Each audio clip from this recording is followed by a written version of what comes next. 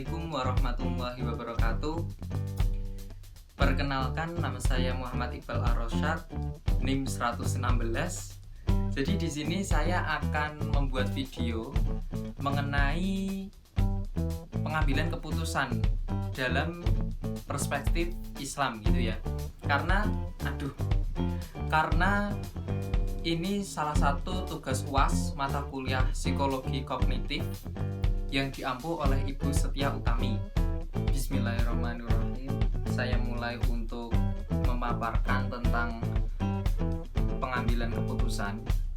Jadi sebetulnya pengambilan keputusan itu secara pengertiannya itu hampir sama sih antara Islam dan secara perspektif Islam dan umum gitu ya.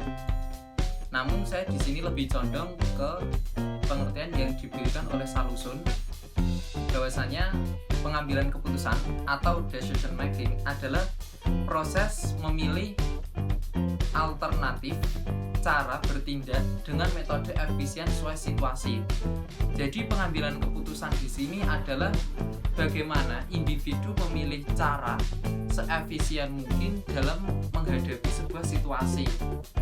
Seperti halnya ketika misalnya saya sedang kecopetan. Nah, lalu saya berpikir, apa yang harus saya lakukan? Terdapat beberapa pilihan. Yang pertama, langsung telepon polisi, minta tolong orang terdekat ataupun di sekitar kita. Yang ketiga adalah kita hanya berpasrah diri. Atau yang keempat, kita langsung lari mengejar pencopet itu. Nah, itu sebetulnya merupakan alternatif cara yang diproses oleh kognitif kita. Nah, tapi pengambilan keputusan di sini adalah memilih cara yang paling efisien dan efektif menghadapi situasi yang terjadi pada saat itu.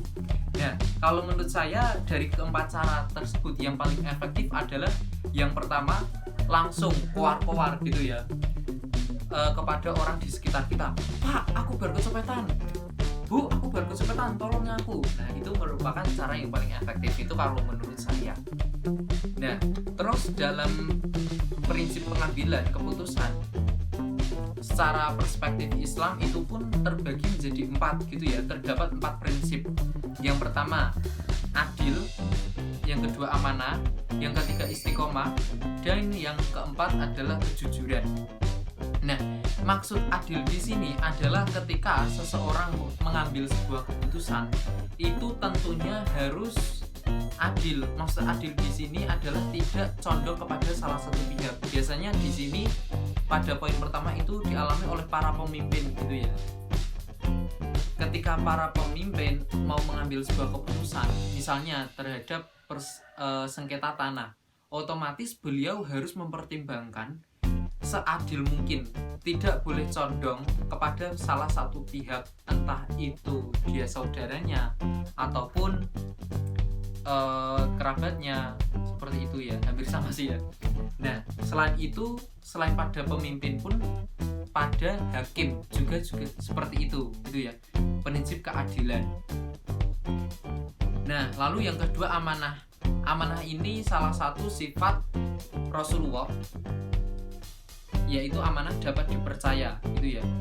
Jadi amanah di sini maksudnya dapat dipercaya itu adalah orang yang mengambil keputusan itu haruslah dapat dipercayai secara ilmu pengetahuan, pengalaman, bahkan akal yang sehat, seperti itu. Selain itu, dalam pengambilan keputusan, kepercayaan itu menjadi salah satu hal yang penting. Kenapa? Karena ketika kita tidak mempercayai seorang untuk mempertimbangkan sebuah pengambilan keputusan, ya tidak bisa. Jadi kepercayaan di sini harus terdapat pada setiap individu, seperti itu. Itu kalau menurut saya. Apabila nanti ada yang kurang setuju, silahkan tuliskan di kolom komentar yang telah disesuaikan gitu ya. Kalau enggak, langsung jawab saya aja WA. Lalu yang ketiga adalah istiqomah. Jadi ketika kita telah mengambil sebuah keputusan, kita harus melakukan keputusan tersebut dengan istiqomah. Contohnya gini, saya ingin memiliki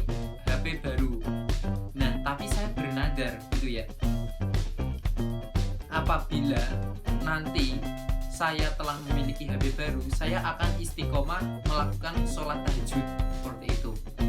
Nah, proses pengambilan keputusannya itu ketika saya bernadar tadi gitu loh. Ketika saya memilih cara efektif gitu ya, langsung meminta kepada Allah, saya ingin bernadar seperti itu. Nah, istiqomahnya ya nanti setelah saya mendapatkan handphone baru, saya harus melakukan sholat tahajud secara istiqomah sesuai dengan nadar saya seperti itu. Lalu yang keempat adalah kejujuran. Nah, jadi dalam pengambilan keputusan itu pun kita harus memiliki sifat kejujuran. Mengapa? Karena biasanya dalam kehidupan bermasyarakat, ketika dalam sebuah forum didapatkan sebuah hasil yang mufakat gitu ya, misalnya warga desa ini tidak boleh keluar dari desa pukul 6 petang hingga 6 pagi gitu ya, karena ditakutkan ada hal yang tidak kita inginkan seperti itu. Nah, setiap elemen masyarakat, baik itu warga maupun atasan, ketua RW ataupun RT, itu harus memiliki sifat kejujuran atas hasil mufakat tersebut sebagai hasil dari pengambilan keputusan bersama seperti itu. Orang juk durahane aku ingin jadi pemimpin dengan rapat video, jadi aku entuk privilege seperti itu tidak. Jadi pengambilan keputusan secara mufakat itu harus semuanya itu mengikuti aturan tersebut dan tentunya harus jujur dalam melakukan hasil dari pengambilan keputusan tersebut. Oke, pada kesempatan kali ini saya akan mencoba membacakan salah satu ayat yang berkaitan dengan pengambilan keputusan. Ayat dalam Al-Quran, di mana ayat tersebut adalah Quran surat Ali Imran ayat 159.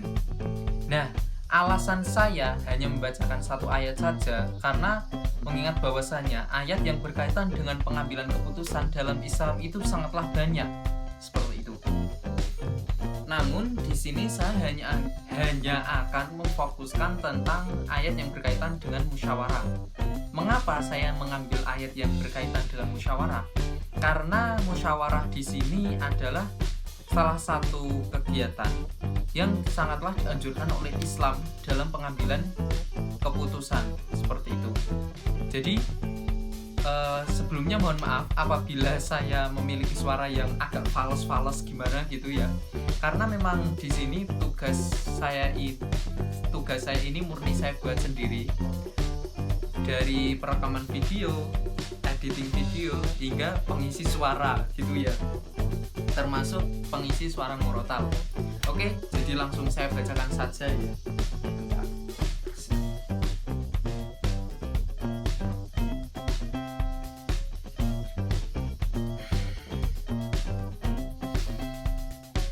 A'udzu billahi minasyaitonir rajim.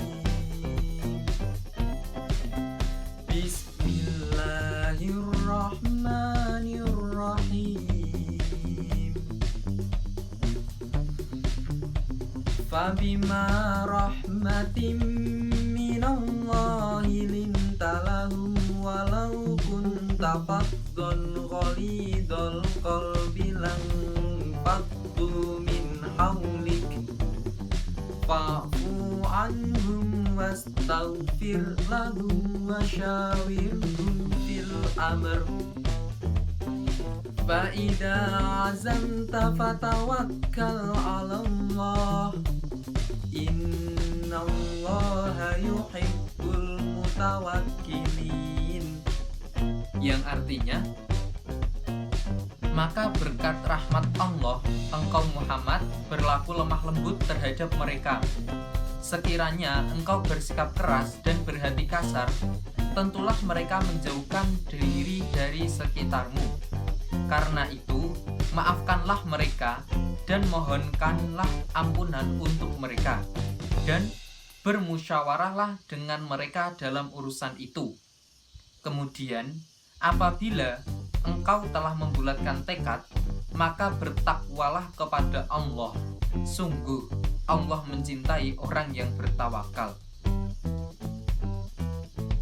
Nah, jadi tadi kan dalam pertengahan ayat saya itu mengatakan artian dari fil amr gitu ya, yang artinya itu dalam urusan itu.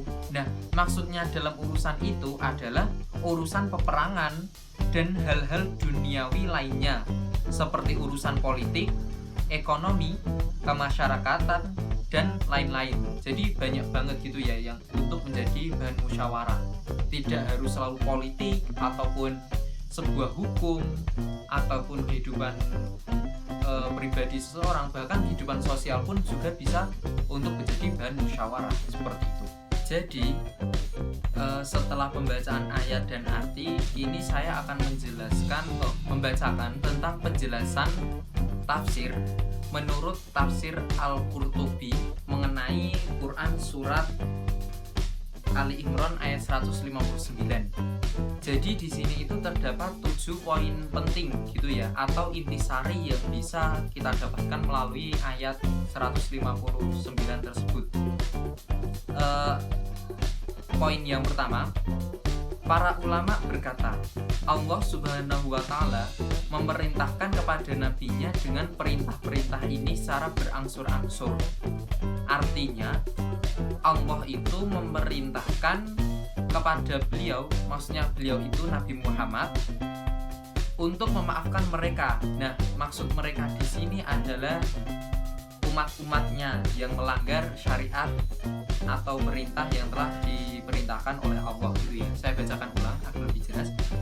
Artinya, Allah memerintahkan kepada beliau untuk memaafkan mereka atas kesalahan mereka terhadap beliau karena telah meninggalkan perintah beliau. Setelah mereka mendapatkan maaf, Allah memerintahkan beliau untuk memintakan ampun atas kesalahan mereka terhadap Allah. Setelah mereka mendapatkan hal ini, maka mereka pantas untuk diajak bermusyawarah dalam segala perkara. Nah, jadi yang pertama itu mereka kaum-kaum terdahulu itu dimaafkan dulu oleh Rasulullah gitu ya. Nah, Rasulullah di sini diperintahkan untuk memaafkan secara berangsur-angsur atas perlakuan hamba-hambanya yang kurang berkenan di hati. Setelah Rasulullah memaafkan, Rasulullah dianjurkan untuk meminta maafkan atas perbuatan mereka, umat-umatnya, kepada Allah. Mungkin mereka telah melanggar perintahnya dan bahkan menjalankan larangannya seperti itu ya. Nah, setelah mereka telah mendapatkan 2 pengampunan dari Rasul dan Allah, maka mereka berhak untuk diajak bermusyawarah dalam berbagai hal seperti itu ya. Nah, selanjutnya poin kedua, Ibnu Atiyah berkata, musyawarah termasuk salah satu kaidah syariat dan penetapan hukum-hukum. Barang siapa yang tidak bermusyawarah dengan ulama, maka wajib diberhentikan jika dia seorang pemimpin. Tidak ada pertentangan tentang hal ini. Allah memuji orang-orang yang beriman karena mereka suka bermusyawarah dengan firman-Nya, wa amruhum syura bainahum, yang artinya sedang urusan mereka diputuskan dengan musyawarah antara mereka. Nah, jadi di sini saya dapat mengambil sebuah informasi, Islam itu memberikan kedudukan yang sangat penting atas musyawarah itu, gitu loh. Saking penting-pentingnya hingga ketika seorang pemimpin ketika mau mengambil langkah untuk kemaslahatan umat, namun dia mengambil keputusan sendiri tanpa bermusyawarah dengan ulama, maka dia wajib diberhentikan. Nah, wajib diberhentikan itu sebuah penekanan gitu ya, karena wajib diberhentikan. Nah, mengapa kok Islam itu memandang musyawarah itu sangatlah penting hingga kok seorang pemimpin yang tidak bermusyawarah dengan ulama dalam pengambilan keputusan untuk kemaslahatan umatnya akan diberhentikan? Karena gini, pada hakikatnya para bawahan atau para umat dari pemimpin tersebut tentunya akan mematuhi perintah dari pemimpin tersebut. Ketika seorang pemimpin mengambil keputusan tanpa musyawarah dengan ulama dan nanti ditakutkannya itu langkah yang diambil seorang pemimpin itu kurang untuk memenuhi kemaslahatan umat, atau bahkan melenceng atau bahkan salah. Itu yang sangat ditakutkan. Nah, ketika pemimpin itu salah dalam melakukan pengambilan keputusan, ditakutkan juga nanti umatnya pun yang akan terkena dampaknya, akan berdampak kepada umatnya. Seperti itu. Jadi penekanan musyawarah di sini sangatlah penting gitu ya bagi seorang pemimpin ini terhadap seorang pemimpin terlebih dahulu. Oke. Lalu poin ketiga, firman Allah, dan bermusyawarahlah dengan mereka dalam urusan itu. Nah, itu tadi maksud urusan itu luas gitu ya, arti dari urusan itu bisa politik, hukum, ataupun perekonomian atau kehidupan sehari-hari masyarakat gitu ya. Menunjukkan kebolehan ijtihad dalam semua perkara, menentukan perkiraan bersama didasari dengan wahyu. Sebab Allah mengizinkan hal ini kepada Rasul. Nah, jadi di sini informasi yang dapat saya peroleh adalah kita boleh mengambil sebuah langkah ataupun ijtihad itu biasanya didasari dengan wahyu. Maka dari itu terdapat pada Al-Quran juga ketika kita mengambil keputusan itu harus didasarkan pada ulama atau salafus soleh atau rasul, nabi, seperti itu, karena mereka biasanya yang diberikan wahyu kepada oleh Allah, seperti itu ya. Nah, sebab inilah yang menjadikan Allah mengutus rasulnya untuk menjadi ulul amri gitu di muka bumi, seperti itu. Nah, tadi saya mengatakan ijtihad. Ijtihad itu apa sih? Nah, jadi ijtihad itu adalah sebuah usaha yang sungguh-sungguh dilakukan oleh siapa saja yang sudah berusaha mencari ilmu untuk memutuskan suatu perkara yang tidak dibahas dalam Al-Quran maupun hadis, namun dalam pelaksanaannya itu tetap menggunakan akal yang sehat gitu loh. Jadi biasanya ijtihad itu kalau pada saat ini, zaman ini pun biasanya lebih kental itu, kita itu lebih berpandangan kental itu ijtihad itu biasanya dilakukan oleh ulama. Betul, itu memang betul. Tapi pada dasarnya ijtihad itu tidak harus ulama yang melakukan. Nah, terus alasan kenapa biasanya ulama, karena mereka yang memiliki ilmu, pengetahuan ataupun pengalaman yang lebih daripada kita, sehingga dalam pengambilan keputusan pun mereka lebih bijak, seperti itu ya. Namun pada dasarnya ijtihad itu tidak harus dilakukan oleh ulama aja, siapa saja pun biasanya berhak untuk melakukan ijtihad, seperti itu ya. Nah, tapi dalam catatan melakukan ijtihad itu apabila kita menghadapi sebuah persoalan dan kita sudah mencari solusinya untuk menyelesaikan masalah tersebut, ataupun dalam pengambilan sebuah keputusan berdasarkan Al-Quran dan hadis itu tidak ada, atau bahkan tidak terjelaskan secara eksplisit gitu ya, baru kita melakukan ijtihad namun berdasarkan akal yang sehat, seperti itu ya, dan pertimbangan yang matang-matang, seperti itu. Lalu yang keempat, tertera dalam tulisan Abu Daud dari Abu Hurairah, dia berkata, Rasulullah Shallallahu Alaihi Wasallam bersabda, al-mustasyaru mu'tamanun, orang yang diajak bermusyawarah adalah orang yang dapat dipercaya. Nah, di sini luasnya Islam, perspektif Islam terhadap musyawarah salah satunya ini. Bahkan agama Islam pun menetapkan kriteria seperti apa orang yang dapat diajak untuk bermusyawarah, seperti itu. Yang pertama adalah orang yang dapat dipercaya. Nah, maksud dapat dipercaya itu apa? Tentunya dapat dipercaya secara ilmu pengetahuan, akal yang sehat, dan pengalaman yang lebih dalam memutuskan pengambilan keputusan, gitu ya. Diharapkan dengan adanya orang yang dapat dipercaya itu dapat menuntun orang lainnya untuk memperoleh jalan ataupun cara yang alternatif untuk mengambil sebuah keputusan yang lebih mudah berdasarkan ilmu pengetahuan yang lebih, lalu pengalaman yang lebih mumpuni, dan akal yang lebih sehat atau biasanya lebih bijak, seperti itu. Selanjutnya adalah poin keempat. Mohon maaf, salah. Poin kelima maksudnya. Kriteria orang yang diajak bermusyawarah dalam masalah kehidupan di masyarakat adalah memiliki akal, pengalaman, dan sikap santun kepada orang yang mengajak bermusyawarah. Jadi itu tadi merupakan sebetulnya poin lanjutan gitu ya,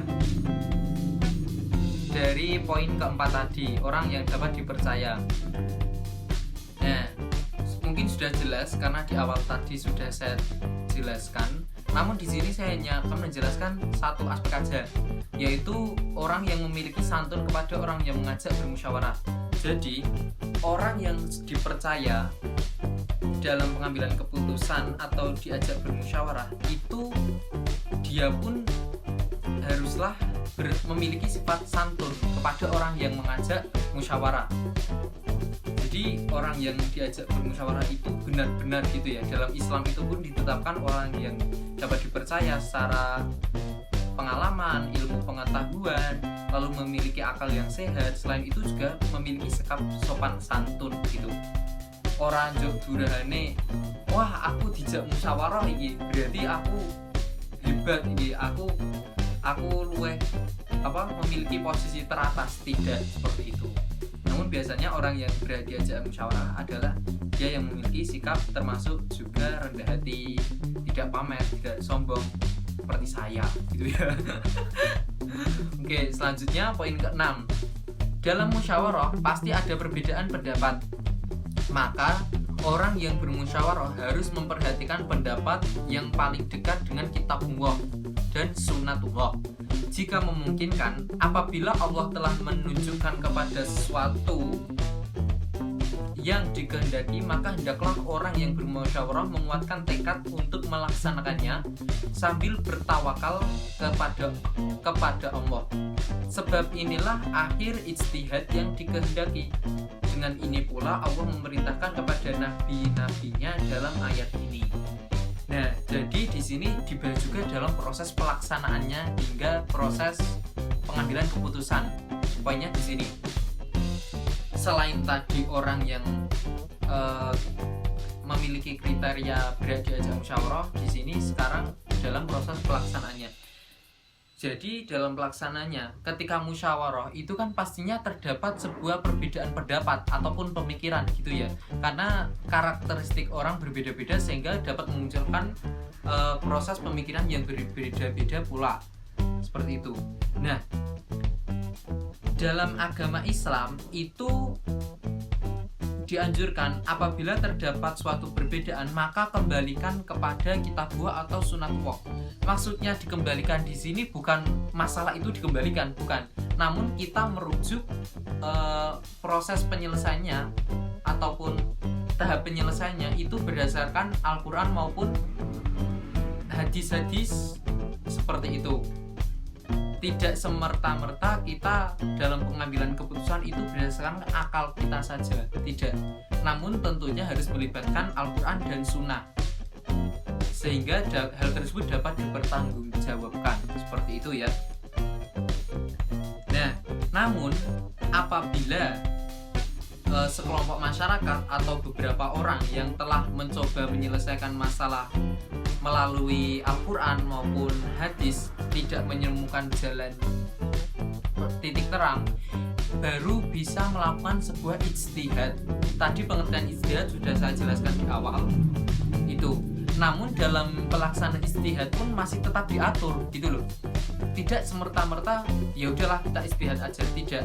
Namun di situ juga harus terdapat niat ataupun tekad yang kuat gitu loh. Sejalan dengan hadis pertama pada kitab Arba'in Nawawi, innamal a'malu binniyat. Jadi semua pekerjaan itu tergantung padanya seseorang. Nah, lanjutan dari hadis itu pun dijelaskan juga apabila seseorang telah berniat baik dia akan tetap memperoleh pahala walaupun dia belum melakukannya. Apabila orang yang berniat jahat, dia belum mendapatkan dosa sebelum dia melakukan apa yang diniatkan tersebut. Nah, jadi niat dan tekad itu diperlukan, yang nantinya diharapkan dengan adanya tekad yang kuat itu kita tetap bertawakal kepada Allah, seperti itu. Lalu yang terakhir, poin ke-7 adalah Allah berfirman, "Fa'idza azamta fatawakkal 'alallah." Berarti bahwa kemudian apabila kamu telah membulatkan tekad, maka bertawakallah kepada Allah. Qodaqah berkata, Allah Subhanahu wa Ta'ala memerintahkan kepada nabinya apabila telah membulatkan tekad atas suatu perkara agar melaksanakannya sambil bertawakal kepada Allah. Jadi di sini sudah saya jelaskan di poin ke-6 tadi sebelum ini. Setelah kita membulatkan niat, ya udah, kita serahkan diri kepada Allah, tawakal kepada Allah atas segala usaha yang telah kita lakukan. Sekarang saatnya kita berdoa ataupun berikhtiar, gitu ya.